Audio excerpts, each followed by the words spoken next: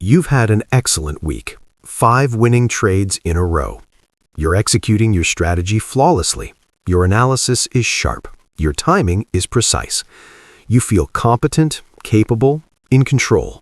Your confidence is high, and it feels completely justified. Friday afternoon, you take your 6th trade. It meets all your criteria. Perfect setup. You enter with the same confidence that's worked all week. The trade fails spectacularly. Not just a normal stop-out, a violent reversal. You lose $480 in 18 minutes. It's your biggest loss in 2 months. 1 trade, 1 failure. Monday morning, you sit down to trade. A new setup appears. It meets your criteria just like Friday's trade did. But everything feels different now. Your confidence is gone. Your analysis feels uncertain. Your timing feels questionable. You can't pull the trigger. The setup works perfectly without you. You would have made $390, but you couldn't take it because 1 bad trade destroyed the confidence you'd built over 5 successful ones. This pattern is crushing your trading consistency. You build confidence through careful execution and winning trades, then 1 significant loss demolishes everything you built. And until you understand why confidence is so fragile after losses and how to build resilient confidence instead of result-dependent confidence, you'll keep experiencing this devastating cycle of building and crashing. The psychology of confidence collapse in trading. Here's what's actually happening when a single bad trade destroys your confidence, and why wins build confidence slowly while losses destroy it instantly. Confidence, in psychological terms, is your belief in your ability to execute tasks successfully. In trading, confidence should be your belief in your ability to execute your process consistently. But most traders unconsciously tie their confidence to something else: recent trading outcomes. This creates outcome-dependent confidence, a psychological structure that rises with wins and crashes with losses. This type of confidence is inherently fragile because it's built on something you don't control, whether individual trades work out. Psychological mechanism 1: negativity bias amplification. Human brains have a well-documented negativity bias. Negative experiences create stronger and longer-lasting neural pathways than equivalent positive experiences. Psychologists estimate that negative experiences are processed with roughly 3 to 5 times more intensity than positive ones. In trading psychology, this means 1 bad trade creates 3 to 5 times more psychological impact than 1 good trade. Your 5 winning trades built confidence gradually, each adding a small increment. Your 1 losing trade didn't just subtract 1 increment, it subtracted 3 to 5 increments, wiping out much of what you built. This isn't weakness, it's neurological reality. Your brain is wired to weight negative information more heavily because in evolutionary terms, remembering dangers was more important for survival than remembering successes. Psychological mechanism 2: recency effect dominance. Your confidence is disproportionately influenced by your most recent experience, not your overall track record. The recency effect means your brain gives massive weight to the last thing that happened, overshadowing everything before it. Friday's loss is psychologically closer and more vivid than the entire week of wins that preceded it. Your brain isn't calculating 5 wins, 1 loss, overall successful week. Your brain is screaming, loss just happened, danger, strategy failing. This recency dominance makes confidence extremely volatile. Each new outcome has outsized impact on your psychological state, creating emotional instability that sabotages consistent execution. Psychological mechanism 3: competence outcome conflation. Most traders unconsciously equate trade outcomes with personal competence. Winning trade equals I'm skilled. Losing trade equals I'm not skilled. This conflation makes confidence collapse after losses because the loss feels like proof of incompetence. But in probabilistic trading, individual outcomes don't prove or disprove competence. A trader with genuine skill will still lose 35 to 45% of trades. Competence is about process execution, not individual results. But your emotional brain doesn't make this distinction. When a trade loses, your brain processes "I failed" equals "I'm incompetent" equals "I can't trust my abilities." This competence assassination destroys confidence instantly and completely. Psychological mechanism 4, generalization cascade. After a significant loss, your brain generalizes the failure far beyond the single trade. One bad breakout trade becomes "I can't trade breakouts." One loss after news becomes "I can't handle volatility." One stopped out long becomes "my analysis doesn't work anymore." This overgeneralization cascade spreads doubt from the specific situation to your entire trading approach. One data point gets amplified into systemic questioning of everything. Your confidence doesn't just crash for similar setups, it crashes for all trading. The 5 types of confidence-destroying losses. Not all losses destroy confidence equally. Different types of losses attack confidence through different psychological vulnerabilities. Loss type 1, the high conviction catastrophe. This is a loss on a trade where you had exceptional confidence. You analyzed thoroughly, everything confirmed, you were certain it would work. Then it failed badly. These losses destroy confidence most completely because they attack your analytical ability directly. I was so sure, everything looked perfect. If I can be that wrong when I'm that certain, how can I trust any of my analysis? Your internal dialogue. That was my best setup in weeks. I checked everything. I was so confident, and I was completely wrong. If my best analysis fails this badly, what does that say about everything else I think I see? Loss type 2, the streak breaker. This is a loss that ends a winning streak. You'd had 5, 7, 10 consecutive winners. You felt like you'd figured something out. The loss doesn't just take away profit, it takes away the narrative that you were on fire. These losses destroy confidence by eliminating the special status you'd assigned yourself. I thought I was in a zone. I thought I'd elevated my trading. This proves I'm just ordinary and lucky streaks don't last. Your internal dialogue. I was trading so well. 5 winners in a row. I felt like I finally got it. And then this. It was all just luck. I'm not actually better. I'm the same struggling trader I've always been. Loss type 3, the preventable mistake. This is a loss where you violated your own rules. You skipped a confirmation. You entered early. You ignored a warning sign. You knew better, but did it anyway. Then it failed. These losses destroy confidence by proving you can't trust yourself. If I can't follow my own rules when it matters, how can I trust myself to execute properly? I'm my own worst enemy. Your internal dialogue. I knew I should wait for the close. I knew I needed that confirmation, but I took it anyway, and of course it failed. I can't even follow my own strategy. Why would I expect to succeed? Loss type 4, the maximum pain trade. This is a loss that occurs at the worst possible time, right after you increased position size, right when you couldn't afford a loss, right after you told someone about your success, right when you felt you'd turned a corner. These losses destroy confidence through timing pain amplification. The loss isn't just financial, it's symbolic of failure at a critical moment.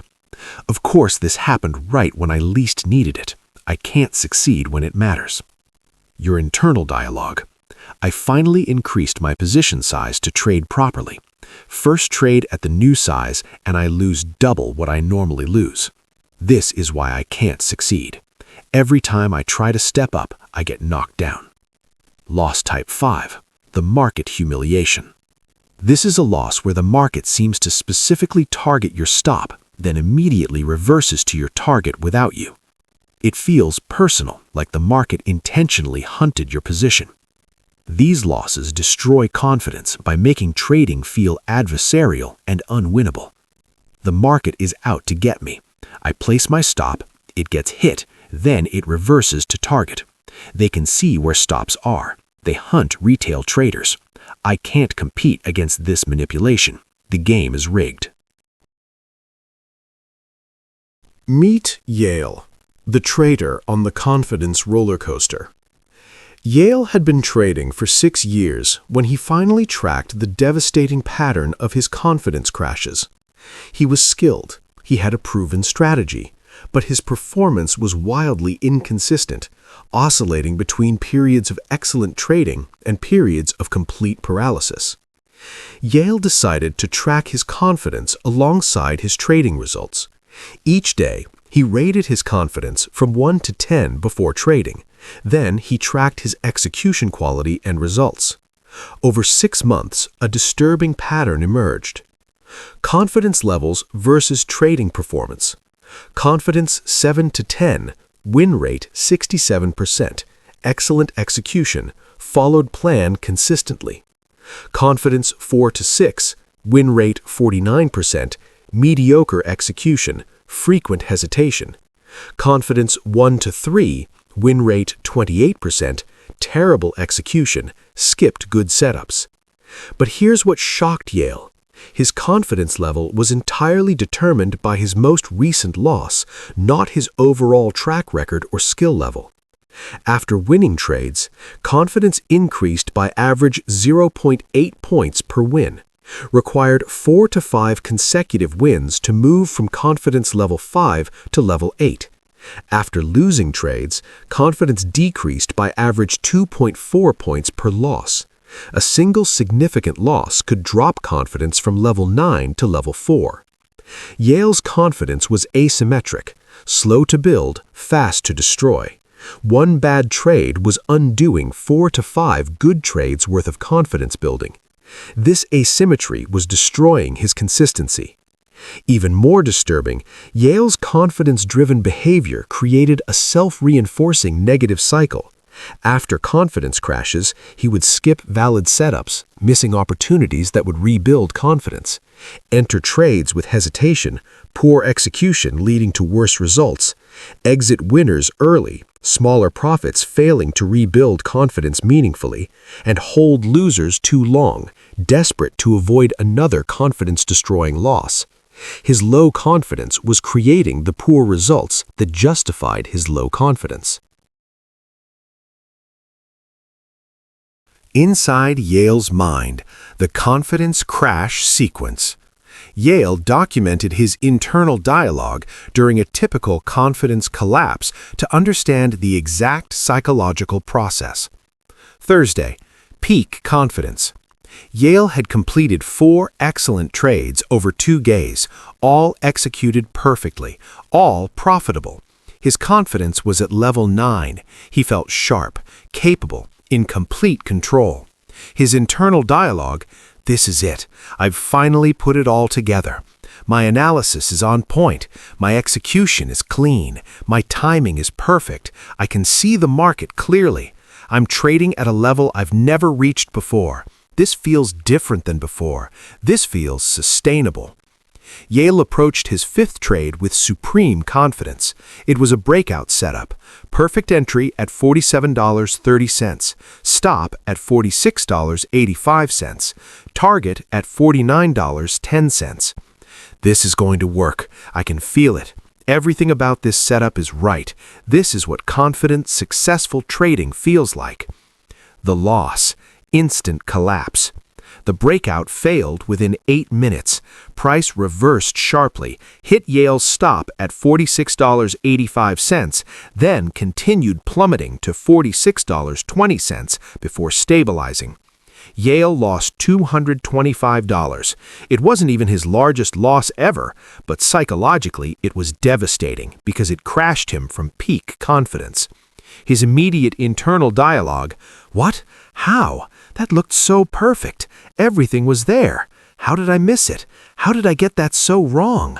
Within minutes, Yale's confidence didn't just decline, it collapsed catastrophically. Friday morning, paralyzed by doubt. Yale sat down to trade Friday morning, his confidence rating 3 out of 10, from 9 to 3 in less than 24 hours because of one trade. A new setup appeared. It met his criteria just as clearly as Thursday's setup had, but Yale's internal dialogue was completely transformed.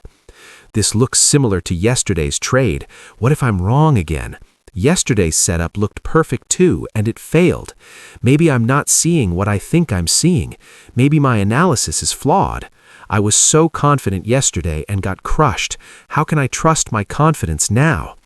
Yale analyzed the setup repeatedly, searching for reasons to doubt it, not because he wanted to doubt it, because his crashed confidence felt like wisdom. The volume looks good, but is it good enough? The structure looks right, but maybe I'm forcing it. Yesterday, I thought everything was perfect. I can't trust that feeling anymore. What if my judgment is just wrong right now? Yale didn't take the trade, not because it didn't meet his criteria, because his confidence was too damaged to trust his own analysis. The setup worked perfectly. Price moved to target exactly as his strategy predicted. Yale would have made $340. Watching it happen without him, Yale's internal dialogue grew darker. Of course it worked. I'm such an idiot. I had the setup right, but I couldn't trust myself. Now I'm too scared to trade after one loss. I can't win. When I'm confident, I make mistakes. When I'm cautious, I miss opportunities. I'm terrible at this. This missed opportunity didn't rebuild his confidence. It destroyed what little remained. Monday, deep paralysis. By Monday, Yale's confidence had crashed to level 2. He sat watching the market but couldn't execute anything. Every setup looked simultaneously valid and suspicious. I can't tell anymore. Is this a good setup or am I forcing it? My judgment was wrong on Thursday. My hesitation was wrong on Friday. I don't know what to trust. Maybe I should just take a break, but then I'll fall further behind. But if I trade with no confidence, I'll just lose more and feel worse. Yale was trapped in confidence paralysis. One bad trade had sent him into a psychological spiral that was preventing him from accessing his proven skills. The anatomy of confidence crash destruction. Yale analyzed his pattern and identified exactly how confidence crashes destroyed his trading. Destruction Pattern 1. Execution Paralysis. After confidence crashes, Yale's execution rate plummeted. During high confidence periods, he executed 89% of valid setups.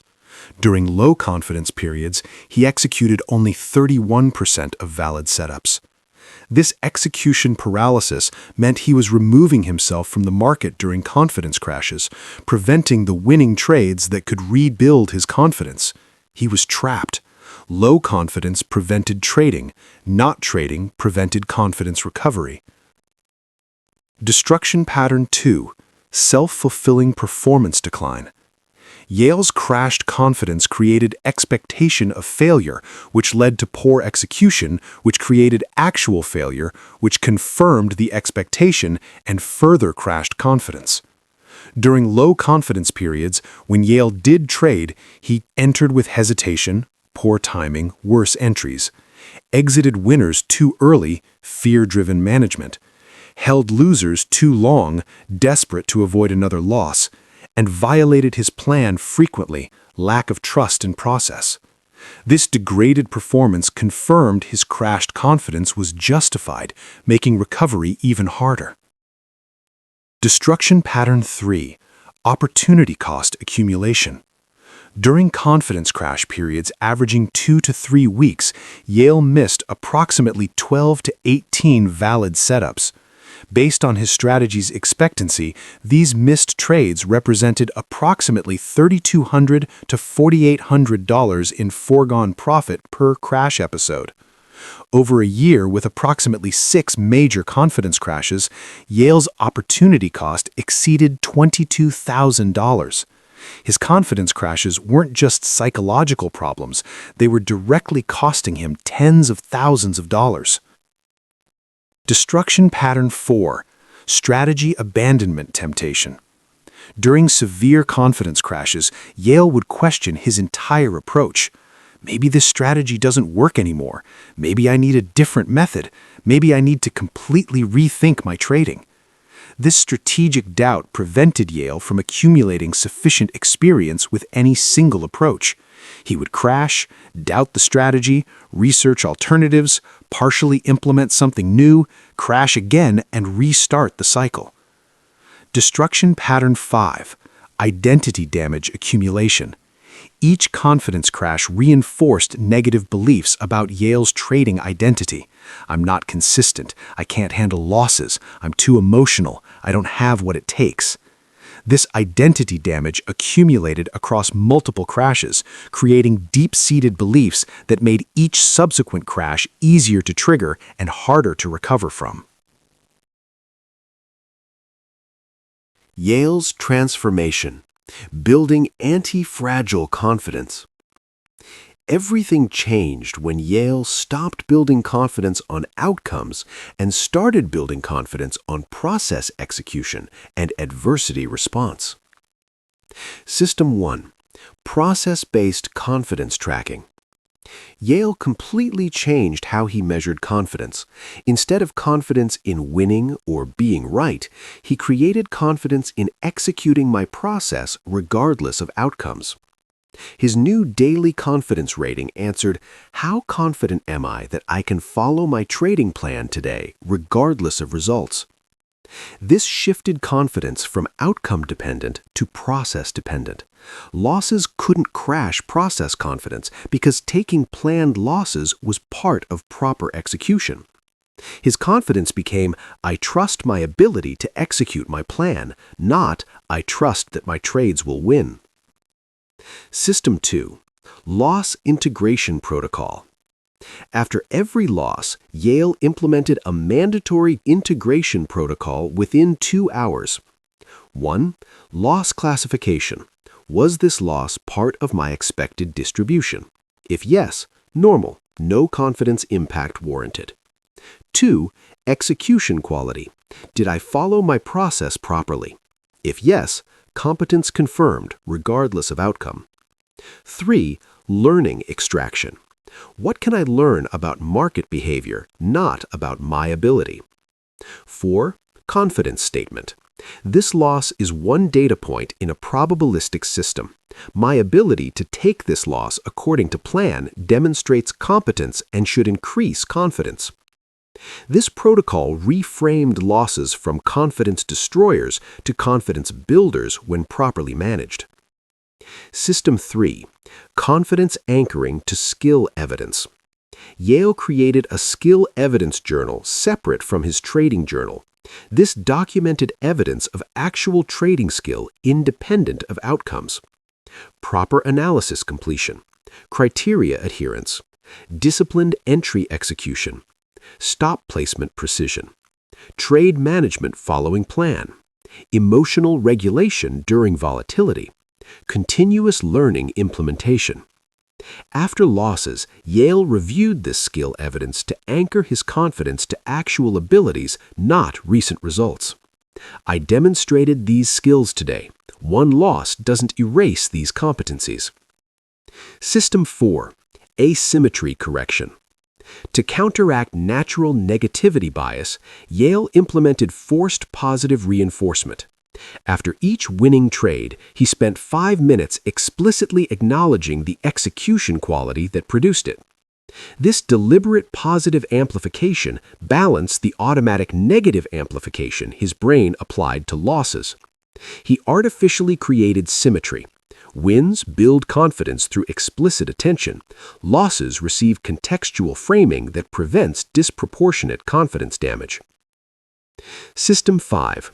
Confidence floor installation. Yale established a confidence floor, a minimum confidence level below which he wouldn't allow his confidence to drop regardless of outcomes. His confidence floor was level 5. I have a proven strategy. I have demonstrated competence over hundreds of trades. Recent outcomes don't invalidate my overall capability. My confidence floor is 5 because the evidence supports at least this level, regardless of emotional state. This floor prevented catastrophic confidence crashes. Yale could drop from 9 to 6, but never below 5, because the floor was anchored in statistical evidence of competence, not emotional response to recent trades. Finally, System 6. rapid recovery protocol. When Yale detected confidence dropping below 6, he activated a rapid recovery protocol. Review last 20 trades showing overall positive expectancy. Execute one micro-position trade with perfect process adherence. Complete one non-trading task that demonstrates competence. Reconnect with evidence of skill independent of this recent loss. This protocol provided fast confidence stabilization before crashes could spiral into paralysis. The breakthrough realization. 7 months into his transformation, Yale took a significant loss. A trade he'd been confident about failed badly. $380 loss, worse than the loss that had previously crashed his confidence from 9 to 3. But this time, Yale had a profound insight. I'm feeling the urge to catastrophize this loss. I'm feeling the pull toward, I'm terrible at this. But I can observe this pull without acting on it. This loss doesn't erase the last 47 trades where I executed properly. My confidence isn't about whether this trade worked. My confidence is about whether I can execute my process, and I just demonstrated I can. I entered according to plan, I placed my stop correctly, I took my loss where I planned. That's competence. This loss actually should increase my confidence because I managed it correctly. Yale's confidence rating that evening, 7.5. Down slightly from 8.5 because the loss was emotionally uncomfortable. But no crash, no spiral, no paralysis. The next day, Yale traded normally. He took a setup that met his criteria. It won. His confidence stayed stable around 7.5 to 8.0, neither crashing dramatically nor inflating excessively. He had achieved resilient confidence. Confidence that absorbed losses without catastrophic collapse and that didn't require constant winning to maintain. Yale's results, the transformation in numbers.